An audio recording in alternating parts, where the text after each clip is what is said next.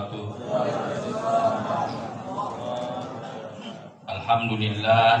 Alhamdulillahilladzi farada siyam lil muslimina fi Ramadan. Asyhadu an la ilaha illallah wahdahu la syarika lah wa asyhadu anna Muhammadan abduhu wa rasuluh. Subhanaka la ilma lana illa ma 'allamtana innaka antal alimul hakim. Rabbi shrah li sadri wa yassir li amri wahlul 'uqdatam min lisani yafqahu qawli. Bapak-bapak, ibu-ibu, jamaah salat tarawih yang dirahmati Allah sekalian, alhamdulillah kembali kita bersyukur kepada Allah Subhanahu wa taala yang masih memberi kita kesehatan, kesempatan, keringanan langkah sehingga kita bisa hadir di rumah Allah yang mulia ini dalam rangka mendekatkan diri kepada Allah, melaksanakan sholat fardu isya, kemudian diikuti tarawih dan kita tutup dengan witir insyaallah. Mudah-mudahan segala usaha kita ini semua bernilai ibadah di sisi Allah Subhanahu wa taala dan kita mendapat kitab amal kita nanti pada hari akhirat kelak insyaallah. Kemudian tentunya salawat dan salam kita mari kita perbanyak, kita hadiahkan kepada junjungan kita Nabi besar Muhammad sallallahu alaihi wasallam. Mudah-mudahan dengan senantiasa berselawat bertambah kecintaan kita kepada Rasulullah, dan itu memudahkan kita untuk melaksanakan sunnah-sunnah Rasulullah sallallahu alaihi wasallam. Bapak-bapak, ibu-ibu yang dimuliakan Allah, adapun judul yang diberikan panitia kepada saya adalah tentang Ramadan membentuk jihad. Kalau kita teliti makna jihad dari segi bahasa adalah segala upaya yang kita lakukan sekuat tenaga kita, itulah makna jihad. Dan kita tahu bahwa ada jihad makna istilah atau makna terminologi. Artinya orang-orang yang berjuang di jalan Allah, menegakkan agama Allah, meninggikan kalimat Allah, menjaga syariat Allah, menjaga agama Allah. Ini adalah bagian daripada jihad. Kemudian apa kaitannya dengan Ramadan? Kita tahu bahwa salah satu peperangan yang diikuti oleh Rasulullah SAW dan para sahabat adalah perang Badar. Ketika perang Badar sebenarnya kekuatan tidak berimbang antara kekuatan orang-orang Muslim, para sahabat, kemudian dengan kekuatan orang-orang kafir Makkah atau musyrikin Makkah. Ya, dalam riwayat diceritakan dalam kitab-kitab sirah, para tentara Islam itu berjumlah sekitar 313 orang saja. Kemudian musuh ketika itu 1000 orang lebih. Tetapi kita tahu apa yang terjadi berdasarkan apa yang dituliskan dalam riwayat-riwayat dalam kitab-kitab sirah, bahwa dalam peperangan Badar itu umat Islam berhasil memenangkan peperangan itu. Tetapi ketika sampai di Madinah, Rasulullah SAW menyatakan kepada para sahabat, "Raja'na min jihadil asghar ila jihadil akbar." Para sahabat terkejut. Kita kembali daripada jihad peperangan yang kecil kepada peperangan yang lebih besar. Kemudian para sahabat bertanya, "Wa ma hiya jihad akbar ya Rasulullah?" Kemudian Rasul mengatakan jihadun nafs, yaitu jihad melawan hawa nafsu. Dan Ramadan ini salah satu yang kita upayakan adalah kita bisa mengendalikan diri kita, bisa mengendalikan hawa nafsu kita. Dan itulah kita kenapa ada madrasah Ramadan, supaya umat Islam ini berlatih setiap tahun untuk pindah kedudukannya. Karena kita tahu bahwa nafs itu atau jiwa itu menurut pembagian yang dibagi oleh Imam Ghazali ada 3, ada sebagian mengatakan 4, tapi itu bisa ditafsirkan. Yang pertama katanya ammaratu bisu, yaitu nafsu ammarah, Nafsu ammarah ini orang-orang yang sangat nyaman dengan keburukan, orang-orang yang sangat nyaman dengan kemaksiatan. Ini ammaratu bisu. Dia tidak perlu digoda lagi, dia akan otomatis akan melakukan. Bahkan dia tidak nyaman melakukan kebaikan, tidak nyaman melakukan hal-hal yang baik yang mendatangkan kemaslahatan, karena jiwanya itu adalah ammaratu bisu. Ammar. Ini adalah pembagian pertama yang dibagi oleh Imam Ghazali tentang jiwa manusia. Yang kedua dikatakan yaitu al-lawwamah.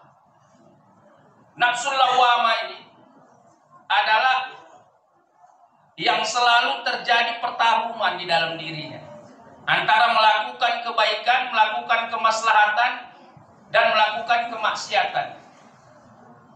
Dan biasanya kemaksiatan itu akan menang, melakukan keburukan itu akan menang. Artinya dia masih lemah, jiwanya masih lemah, nafsunya masih tidak bisa dikendalikannya, tidak bisa dikuasainya. Nah, ini nafsu lawwamah. Tetapi ketika dia selesai melakukan keburukan tersebut, dirinya akan penuh dengan penyesalan. Dia akan menyesal. Nah, ini beda antara ammarah dan lawwamah. Jadi kalau ammarah itu dia langsung tak ada penyesalan. Tapi kalau lawwamah setelah dia melakukan kemaksiatan atau keburukan, ada perasaan menyesal dalam dirinya. Nah, ini adalah bagian yang kedua. Bapak-bapak, ibu-ibu yang dirahmati Allah sekalian. Kemudian bagian yang ketiga adalah nafsul mulhamah. Mulhamah ini sama dengan apa itu, tapi dia tetap terjadi pertarungan dalam diri kita itu antara untuk melakukan kebaikan dan untuk melakukan keburukan. Dan biasanya kebaikan itu akan menang, akan bisa kita kalahkan. Ini jiwa orang yang mulhamah. Dari kata alhama yulhim, artinya dia diilhamkan Allah, dibantu Allah untuk selalu dapat mengalahkan. Artinya dia dapat mengalahkan kebaikan.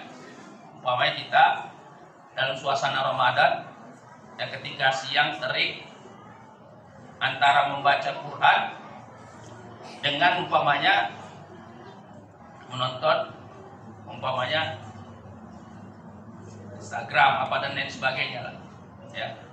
Nah, itu terkadang ada keinginan kita untuk apa, tetapi kadang lebih kuat lagi dorongan atau tarikan untuk menyia-nyiakan waktu kita. Nah, kalau orang yang kedudukan level nafsunya itu udah nafsul mulhamah, dia akan bisa menaklukkan dia. Kemudian yang keempat yaitu nafsul mutmainnah. Nah, ini yang kedudukannya istilahnya yang ideal. Ini yang kita idamkan, ya. Maka Al-Qur'an selalu mengatakan, ya ayyatuhan nafsul mutmainnah irji'i ila rabbiki radiyatan mardiyah fadkhuli fi ibadi wadkhuli jannati. Dia sudah merasa nyaman dengan hal-hal yang baik, hal-hal yang elok. Nah, dia akan merasa tidak nyaman dengan maksiat-maksiat. Nah, ini dan Ramadan itu, maka Imam Ghazali membagi Ramadan itu ada tiga. Ada istilahnya puasa awam, puasa khawas, dan puasa khawasul khawas. Jadi dia dikaitkan dengan jihadun nafs itu. Bagaimana kita mengendalikan diri kita supaya kita bisa pindah marhalanya, ya. Yang selama ini kita puasanya hanya puasa awam, yang hanya menahan nafsu, tidak makan, tidak minum, dan tidak berhubungan suami istri, nah kita naikkan levelnya supaya nafsu kita itu berpindah ya kedudukannya.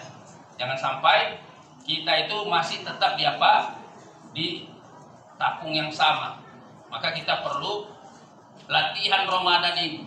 Madrasah Ramadan itu sebenarnya gunanya adalah untuk kita selalu bisa menaklukkan diri kita, menaikkan grade kita, menaikkan supaya kita jangan menjadikan hawa nafsu itu sebagai Tuhan. Sebagaimana dalam dinyatakan oleh Al-Quran, ara'aital ladzi man ittakhadha ilahahu hawa.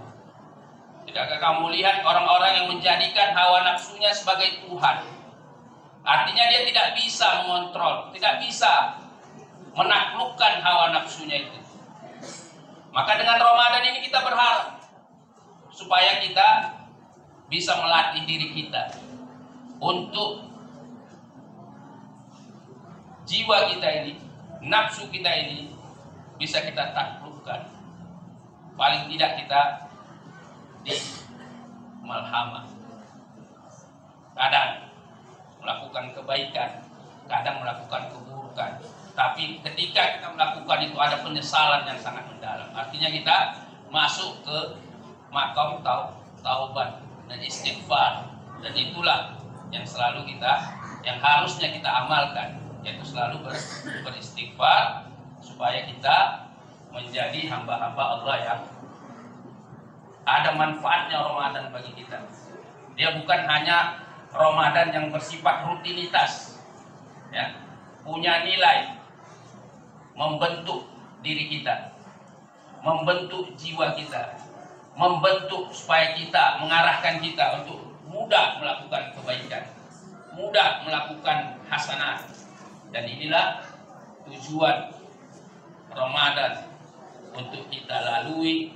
Kita berusaha menawan rasa amarah kita, kita berusaha menahan nafsu kita, nafsu terhadap dunia, nafsu terhadap kecintaan kepada dunia, nafsu terhadap kecintaan terhadap jabatan dan lain sebagainya. Ini yang bisa kita ambil dari pelajaran Ramadan sebagai bulan jihad. Bapak-bapak, ibu-ibu yang dimuliakan Allah, demikianlah tausiah yang singkat ini, mudah-mudahan manfaatnya. Mohon maaf atas segala kekurangan, terima kasih atas segala perhatian. Wabillahi taufiq wal hidayah. Wassalamualaikum warahmatullahi wabarakatuh.